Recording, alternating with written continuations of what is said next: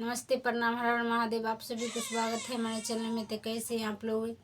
उम्मीद करते हैं अच्छा होंगे, स्वस्थ होंगे, मस्त होंगे। तो आज आप लोग के बीच एक प्यारा सा गाड़ी गीत लेके आई हूँ।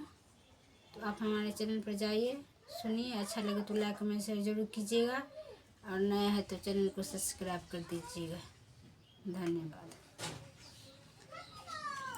दुल्हा के बहिनी गजबे खेलार घूमे जनपुर बाजार।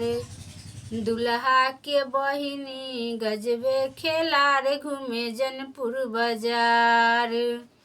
दू गो मर्दा से नैना लड़ावे, दू गो मर्दा से नैना लड़ावे। एगो बियाहल त एगो कुमार घूमे पटना बाजार। एगो बियाहल त एगो कुमार घूमे पटना बाजार। दुल्हा के बहिनी गजबे खेलार घूमे जनपुर बाजार। दुल्हा के बहिनी गजबे खेलार घूमे जनपुर बाजार।